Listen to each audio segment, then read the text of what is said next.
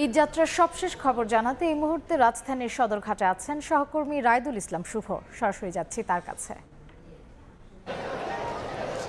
ইফতারের পর থেকে দক্ষিণবঙ্গগামী যে সকল যাত্রীরা রয়েছে তাদের যেন একটা ঢল নেমেছে এই সদরঘাট এলাকায়।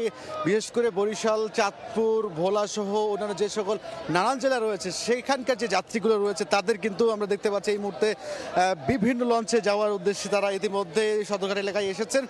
ইফতারে যদি একটু আগের চিত্র বলতে চাই, সে সময় 5:30, 5:15 বেশ কয়েকটি লঞ্চ কিন্তু ছেড়ে গিয়েছে, যে যাত্রীটা কিন্তু অনেকাংশে আমরা লক্ষ্য করেছি। তবে ইফতারের পর থেকে বেশ কয়েকটি লঞ্চ ছেড়ে যাওয়ার কথা রয়েছে।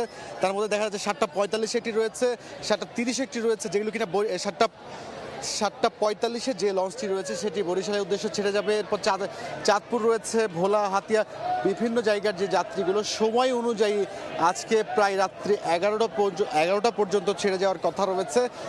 আমরা যেমনটি বিআইডব্লিউটি এর পক্ষ থেকে জেনেছি যে ঈদকে সামনে রেখে বরিশালের জন্য ঈদ স্পেশাল উপলক্ষে সারাদিন ঢাকা থেকে 26টি লঞ্চ কিন্তু ছেড়ে যাচ্ছে। এবং তার পাশাপাশি আমরা সকল যাত্রীদের সাথে কথা বলেছি যে অন্যান্যবার যে আসলে যেই তীব্র চাপটা থাকে এবার কিন্তু অনেকাংশে কম লক্ষ্য করা গিয়েছে। 27 তারিখ আজকে শেষ কর্মদিবস ঈদের আগে, তা সেই শেষ কর্মদিবসে এসে বিকেলের দিকে যে চাপটা ছিল ইফতারের পরে কিন্তু এখন চাপ লক্ষ্য করা যাচ্ছে, যেটি আসলে যারা এই লঞ্চ কর্তৃপক্ষ রয়েছে, মালিকরা আছে, তারা যেটি বলছেন যেহেতু আজকে রাত শবে কদরের রাত, অনেকেই আসলে রাত্রি 9টার আগ পর্যন্ত যেই লঞ্চগুলো রয়েছে সেটিতে করে আসলে যাত্রা করবেন। তবে আগামীকাল 28 তারিখ অনেক শিল্প কলকারখানা ছুটি হবে, তারপরে আসলে একটা বড় চাপ কিন্তু এই সদরঘাট সহ সড়ক, রেল এবং নৌ 3 পথেই চাপ পড়ার সম্ভাবনার আশঙ্কা করছে। তো সবকিছু মিলে সদরঘাট এলাকা